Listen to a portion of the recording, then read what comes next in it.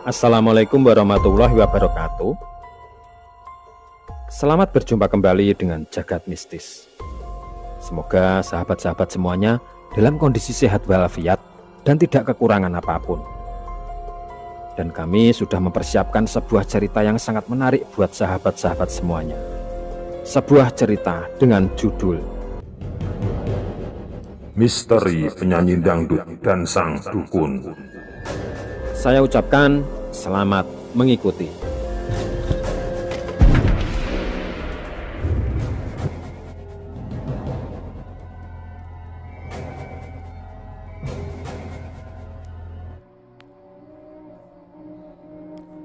Malam itu, sekitar jam 7 malam, Supardi dan dua kawannya yang bernama Sugeng dan Rohim, mereka sedang duduk di pinggir jalan dekat persawahan.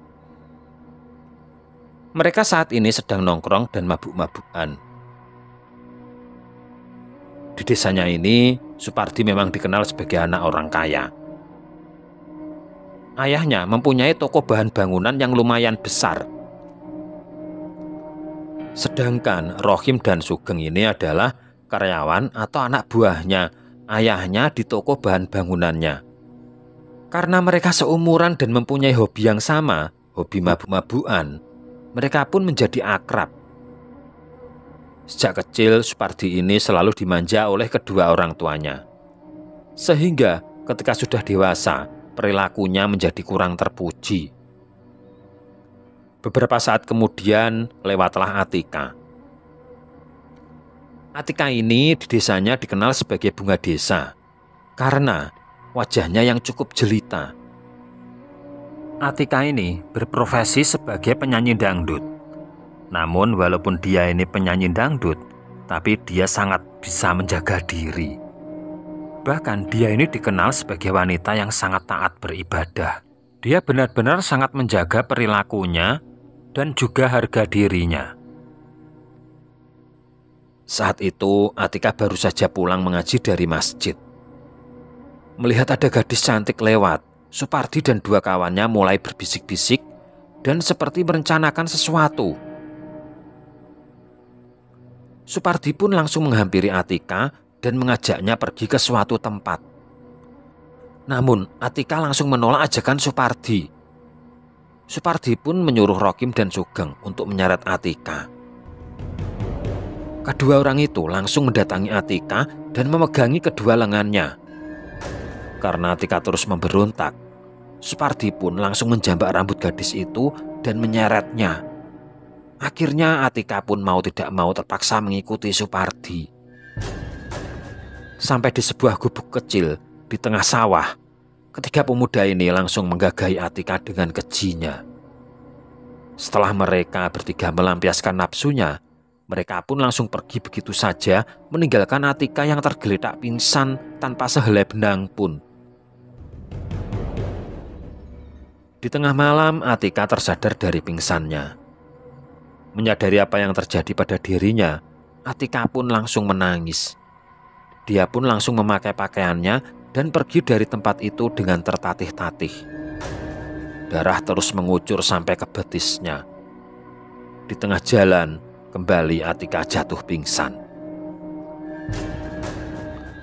Setelah sadar, Atika mendapati dirinya terbaring di sebuah tempat tidur yang terbuat dari bambu. Sambil mengusap-ngusap matanya, Atika melihat sekelilingnya. Dia melihat seorang kakek-kakek sedang mengaduk minuman di sebuah cangkir. Kakek-kakek ini tersenyum ramah kepadanya dan berkata, "Minumlah ini, Nduk. Ini akan mengembalikan tenagamu." Kata kakek itu menyodorkan cangkir yang berisi minuman yang kelihatannya obat yang baru saja diracik. Meskipun agak ragu-ragu, Atika pun menerima cangkir itu dan langsung meminumnya. Setelah meminum obat dari sang kakek, Atika merasakan badannya agak sedikit segar. Kembali Atika menangis karena teringat apa yang terjadi pada dirinya tadi malam. Kemudian kakek-kakek itu duduk di kursi sambil menyulut rokok yang baru saja dia ambil dari saku bajunya. Setelah menghisap beberapa kali rokoknya, Sang kakek itu pun kemudian berkata, "Jika menangis bisa meringankan bebanmu, menangislah sepuasmu, Nduk," kata kakek itu. Mendengar hal itu, Atika sejenak menghentikan tangisnya dan bertanya kepada sang kakek, "Saya sekarang berada di mana, Kek? Dan kakek ini siapa?" Tanya Atika. Kamu sekarang berada di rumah kakek, Nduk. Kakek ini temannya almarhum kakekmu. Jadi anggap saja kakek ini juga kakekmu. Kalau boleh tahu, nama kakek siapa ya? Tanya Atika sambil mengusap matanya. Namaku Sutresno, Nduk. Orang-orang memanggilku Mbah Tris dari dusun Tegalrejo. Kata sang kakek itu yang ternyata bernama Sutresno atau Mbah Tris. Sejenak, Atika seperti mengingat-ingat sesuatu. "Iya, Kek, ayah pernah bilang kalau ayah itu pernah punya paman namanya Mbah Tris di desa sebelah." "Lantas, bagaimana saya bisa sampai di sini, Kek?" tanya Atika kepada Mbah Tris. Mbah Tris pun kemudian berkata, "Tadi malam, aku sepulang dari menjenguk cucuku yang sedang sakit. Di tengah jalan aku menemukanmu tergeletak. Ya akhirnya aku bawa pulang karena kondisimu sangat memprihatinkan," kata Mbah Tris. Kemudian Mbah Tris terus bertanya, "Sebenarnya apa, Tondo, yang terjadi padamu?" Mendengar pertanyaan itu, Atika pun menangis dan dia menceritakan semua yang terjadi padanya. Mendengar cerita Atika, terlihat raut wajah Mbah Tris sepertinya sangat marah. Memang keterlaluan anaknya si Marlan itu. Aku sudah seringkali banyak mendengar perilakunya yang sangat tidak terpuji. Namun, kali ini tidak bisa dibiarkan, Dok. Kamu harus melaporkan ini ke polisi, kata Mbah Tris kepada Atika. Namun ternyata Atika benar-benar meminta kepada Mbah Tris jangan menceritakan kepada siapapun apa yang terjadi pada dirinya. "Jangan, Kek, jangan lapor polisi. Dan jangan cerita pada siapapun. Aku malu, Kek. Aku takut kalau tidak ada yang mau menikah denganku nanti," kata Atika dengan nada yang sangat memelas. Mendengar hal itu, Mbah Tris hanya bisa manggut-manggut.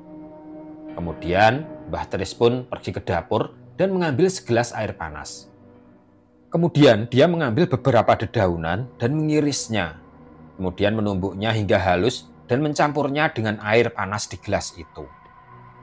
Setelah dedaunan itu bercampur rata dengan air panas di gelas itu, Mbah Tris pun kemudian menyodorkannya ke Atika agar segera meminumnya. "Ini apa, Kek?" tanya Atika. "Ini ramuan untuk menetralkan semua cairan yang ada di dalam tubuh. Ini terpaksa kita lakukan supaya kamu tidak hamil. Kamu jangan berpikir kalau kakek menyuruhmu untuk menggugurkan bayi. Tidak, Nduk. Ini di dalam tubuhmu belum terbentuk janin dan belum jelas kamu hamil atau tidak. Jadi ini sekedar pencegahan saja. Dan ini tidak apa-apa. Ini demi menyelamatkan masa depanmu supaya aibmu tidak tersebar." Atika pun akhirnya menuruti kata-kata Mbah Tris dan dia meminum ramuan itu. Kemudian Mbah Tris berkata, "Jika engkau tidak ingin lapor polisi, sebenarnya Mbah bisa menyarankan kepadamu, mungkin kamu harus melakukan sesuatu supaya Supardi dan kawan-kawannya ini menerima balasan yang setimpal." Atika pun kemudian bertanya kepada sang kakek, "Lantas apa yang harus aku lakukan, Kek, untuk membalas kelakuan mereka?" Kemudian Mbah Tris berkata, "Kamu tenang saja. Kakek akan bersemedi meminta bantuan teman kakek." Malam itu Mbah Tris bersemedi dan melakukan ritual untuk memanggil sosok jin dari hutan seberang. Ternyata jin yang dipanggil Mbah Tris ini adalah sesosok jin wanita yang bernama Nyai Kembang.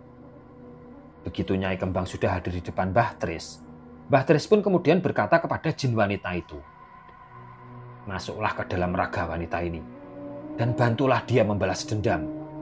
Bukankah kamu menginginkan darah segar dari pemuda-pemuda biadab itu?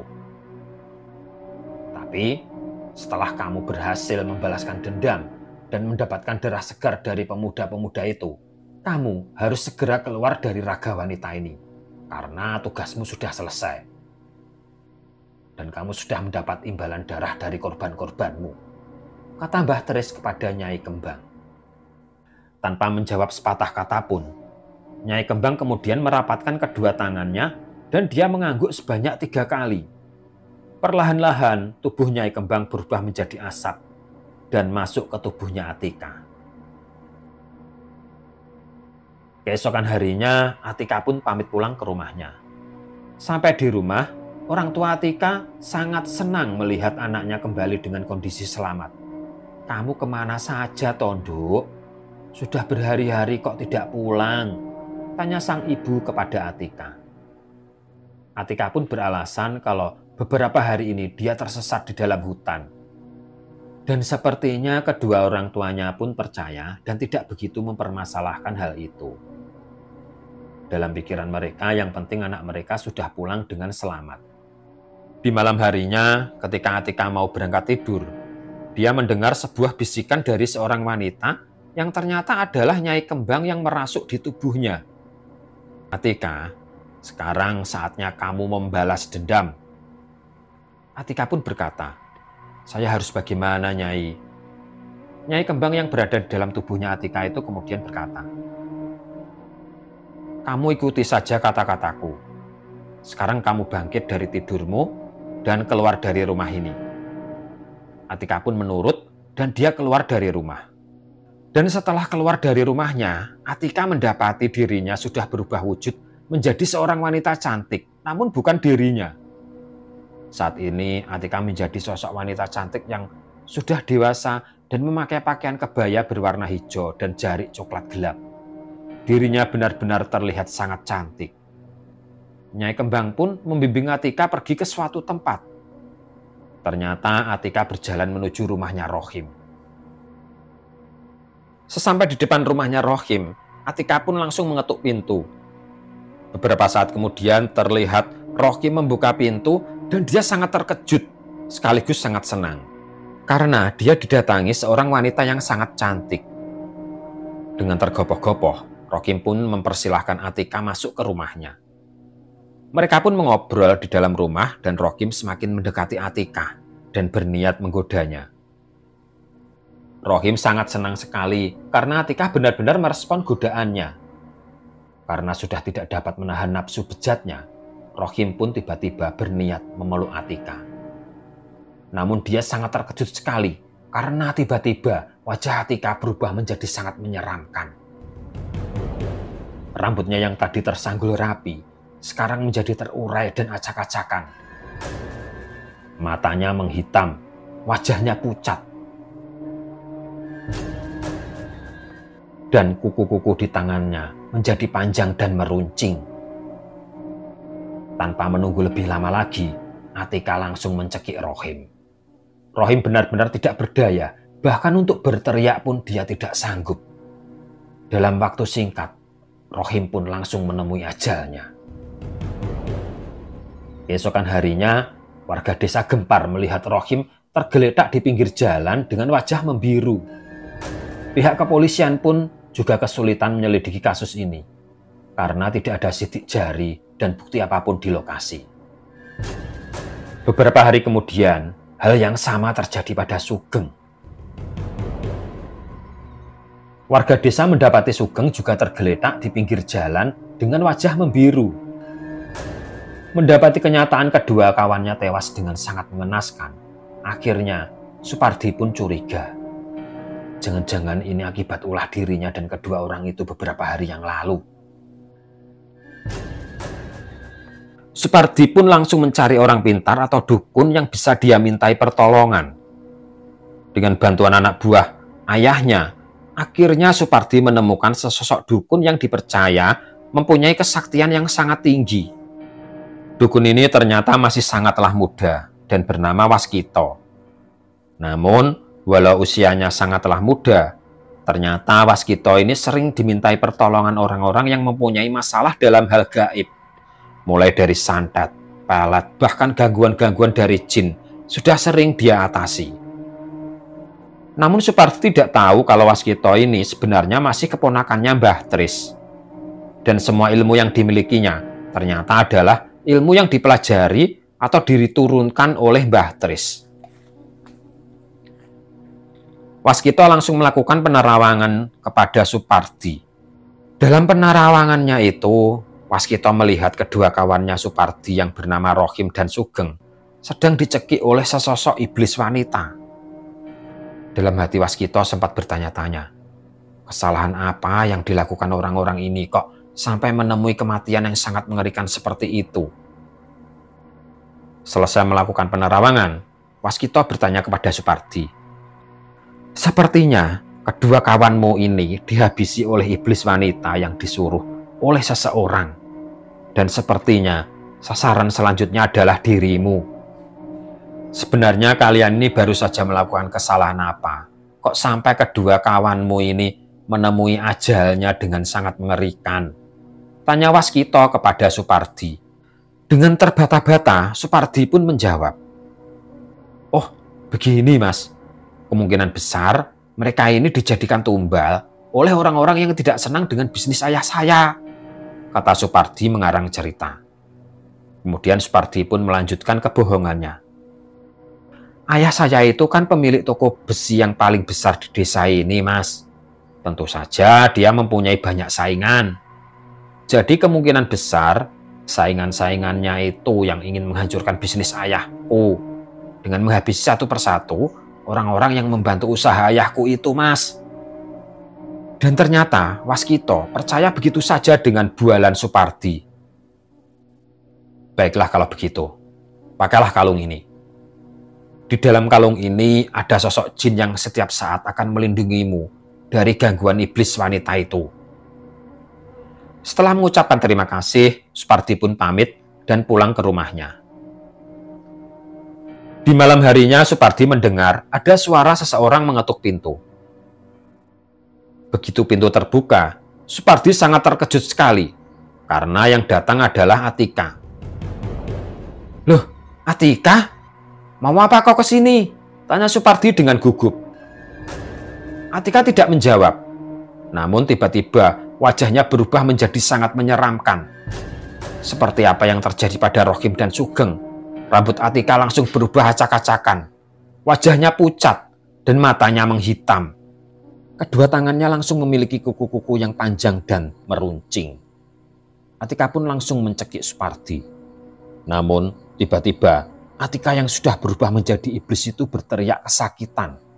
Tangannya merasa seperti terbakar ketika menyentuh kalung di lehernya Supardi. Dan dari dalam kalung itu keluarlah asap yang membentuk sesosok tubuh seorang pemuda yang gagah dan tampan. Ternyata pemuda ini adalah jin pelindung yang tinggal di kalung yang diberikan kepada Supardi. Siapa kau? Kenapa kau mencampuri urusanku? Tanya Atika kepada pemuda itu. Jin yang berasal dari kalungnya Supardi itu pun menjawab, namaku Klampis Jenar. Aku adalah jin yang diutus untuk melindungi orang ini. Selesai berkata seperti itu, pemuda yang mengaku bernama Klampis Jenar itu langsung menyerang Atika. Atika yang tidak menyangka diserang, dia tidak sempat menghindar dan akhirnya terlempar ke belakang. Atika pun kemudian berkata, Nyai, keluarlah Nyai, bantulah aku butuh bantuanmu. Beberapa saat kemudian dari tubuh Atika keluarlah Nyai Kembang dan langsung menyerang Klampis Jenar. Dua jin ini langsung bertarung dengan sengitnya.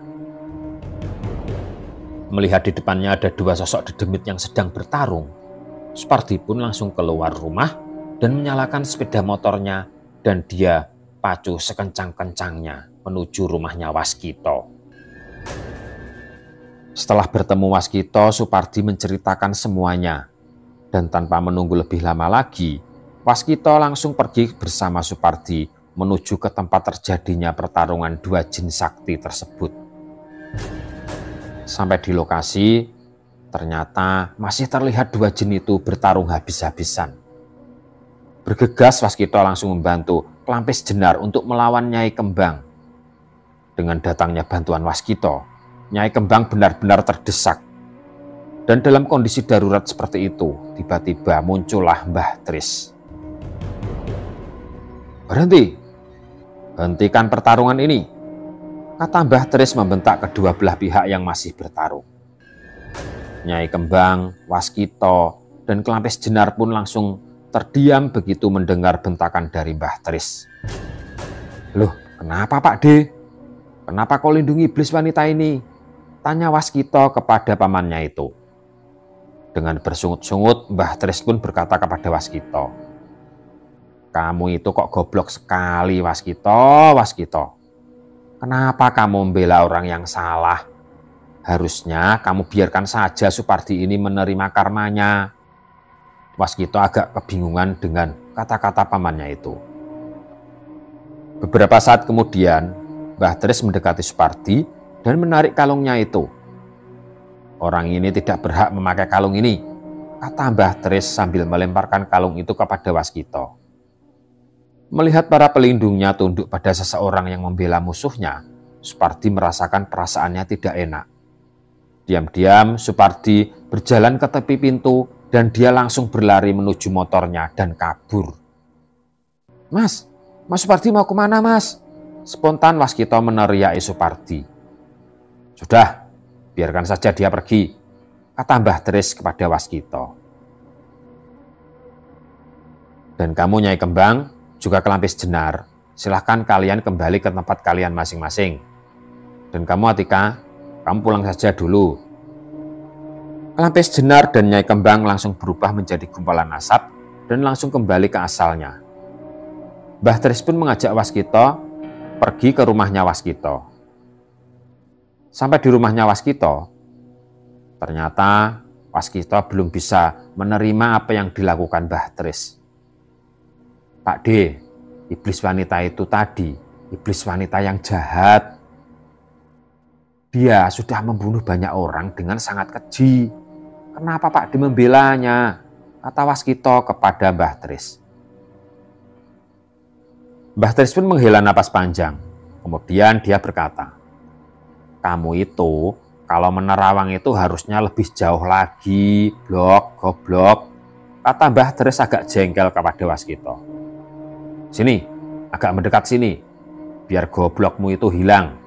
Kata Mbah Tris menyuruh Waskito mendekat kepada dirinya. Waskito pun mendekat kepada Mbah Tris dan Mbah Tris meletakkan tangannya di atas kepala Waskito. Sekarang aku bantu kamu menerawang lebih jauh lagi dan kamu lihat apa yang sebenarnya terjadi.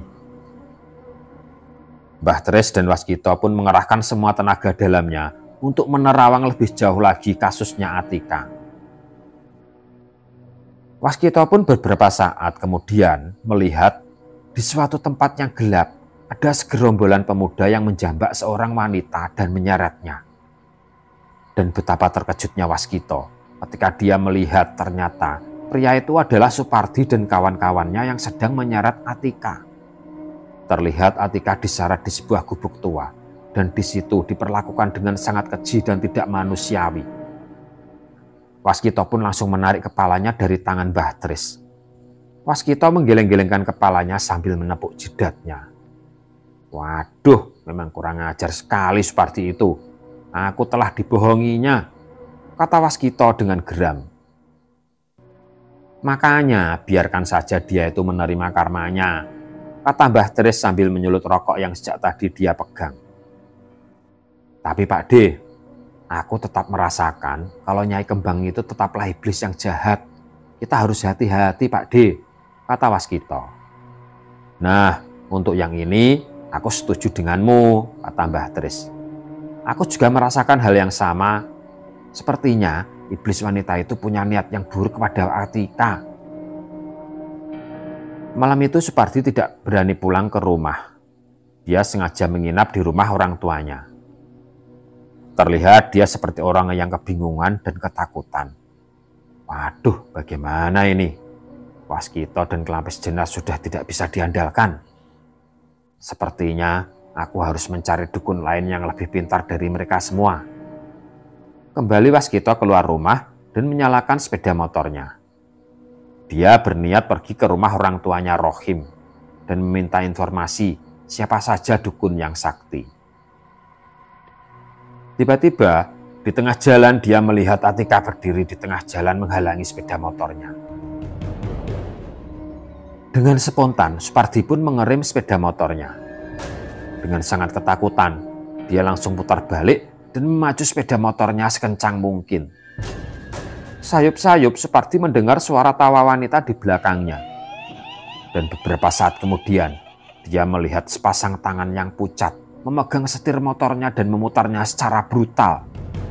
Seketika itu juga sepeda motor Supardi langsung tak terkendali dan terjun ke jurang. Supardi pun langsung tewas seketika. Akhirnya engkau mampus juga, kata Atika dalam hatinya. Kemudian Atika berkata kepada jin yang ada di dalam dirinya.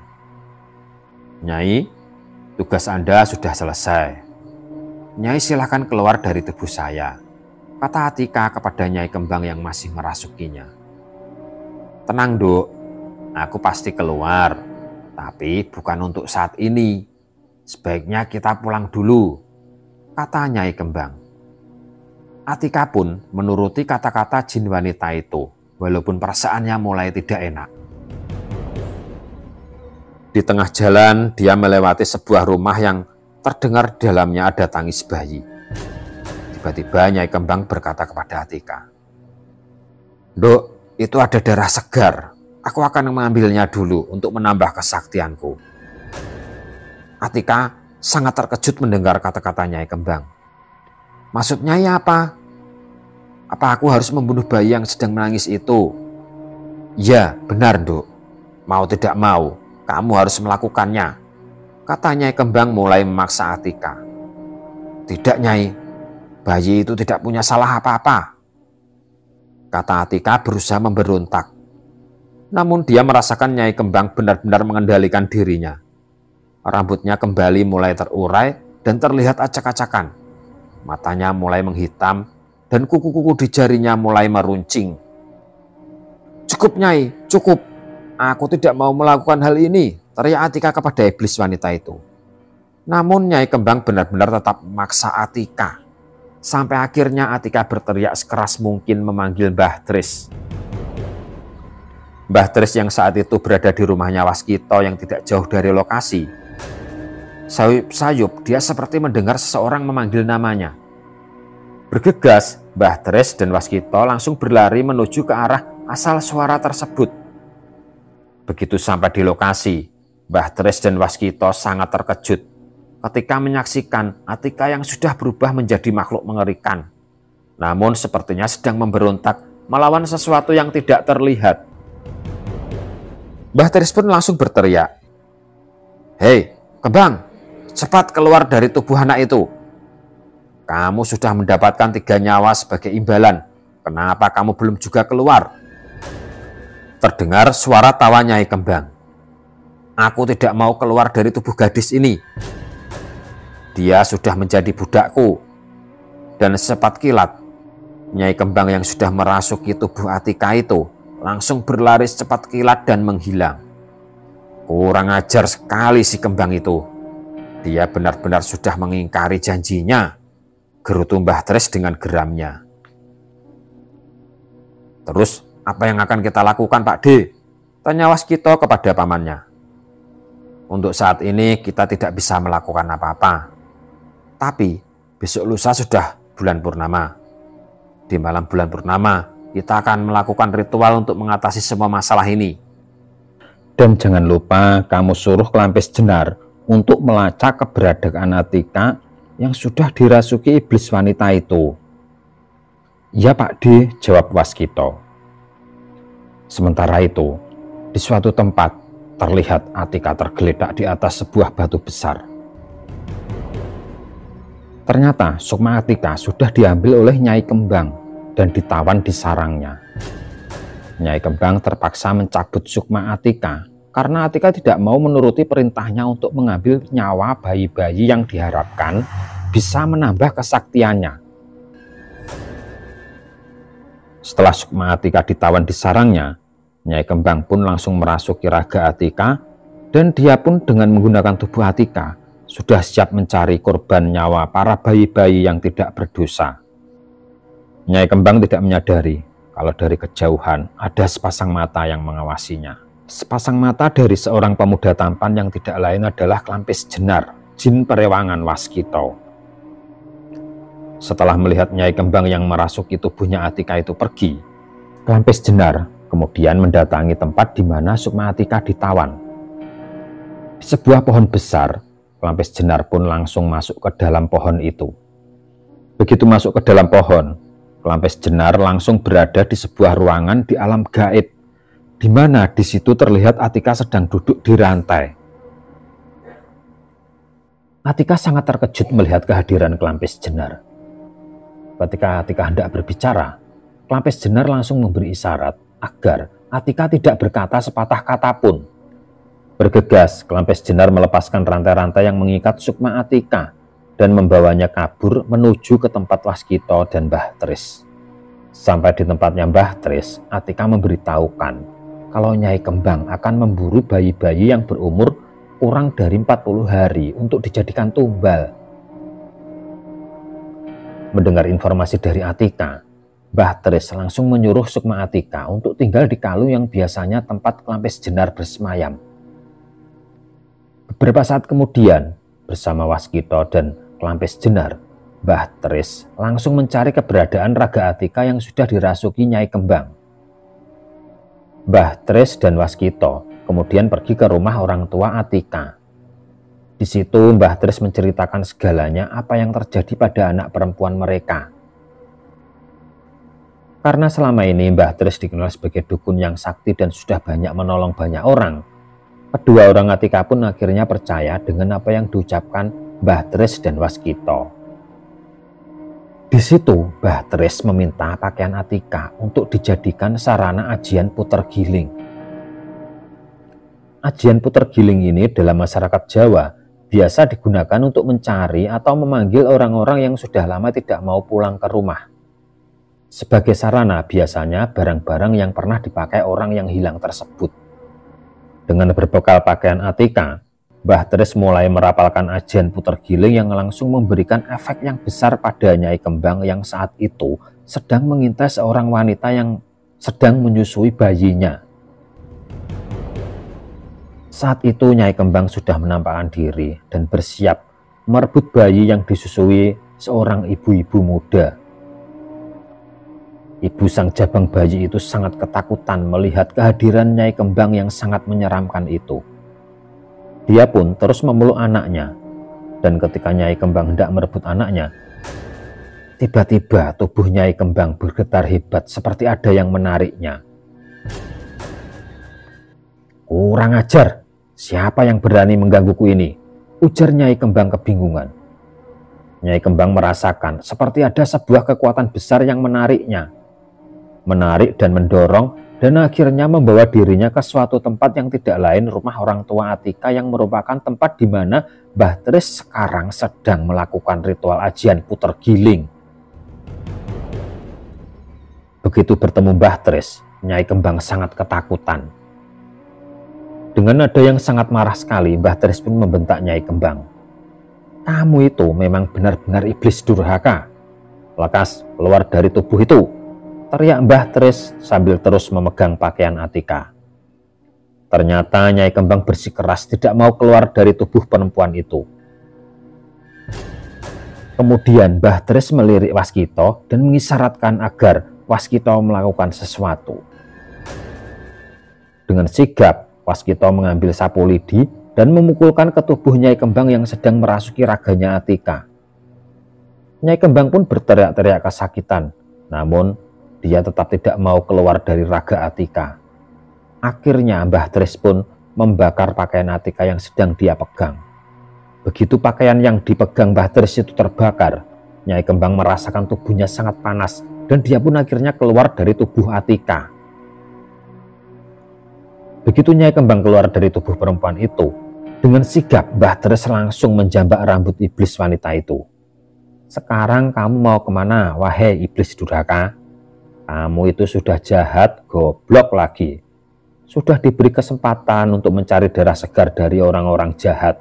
Kamu malah seenaknya sendiri memperalat perempuan yang tidak berdosa." Nyai Kembang pun meminta ampun kepada Mbah Tris dan Waskito. Namun, Mbah Tris sudah terlanjur jengkel dan marah. Untukmu sekarang sudah tidak ada ampun. Kamu akan aku sekap di dalam kain kafan ini. Jangan, Mbah, ampun, teriak Nyai Kembang. Ampun, Mbah, jangan kau tawan aku di dalam kain kafan itu. Aku benar-benar tersiksa, Mbah, jika kamu tawan di situ.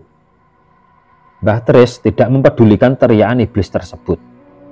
Kembali dengan sigap dia menyuruh Waskito mengambilkan kain kafan dan langsung membungkus iblis itu menjadi seperti sesosok pocong.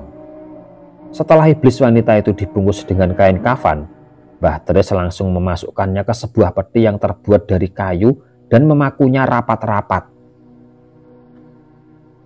Di malam harinya, kembali Mbah Tris melakukan ritual penguburan peti yang berisi iblis wanita haus darah sang Nyai Kembang.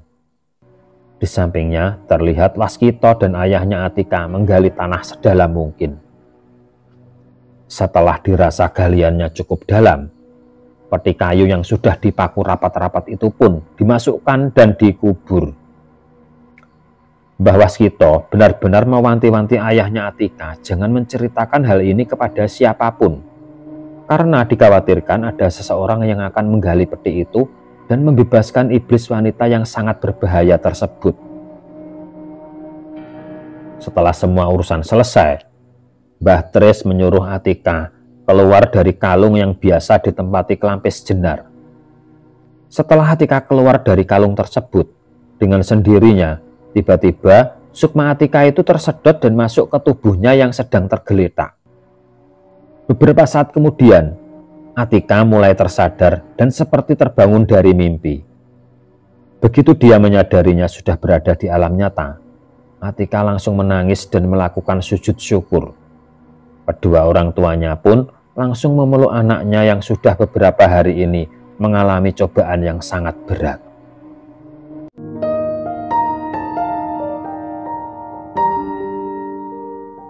Selesai. Sebuah cerita yang panjang yang semoga saja bisa menghibur teman-teman semua. Dan semoga kita bisa mengambil hikmah dari apa yang baru saja saya ceritakan ini. Jangan lupa komen, like, dan subscribe. Sekian dan terima kasih. Semoga bermanfaat. Wassalamualaikum warahmatullahi wabarakatuh.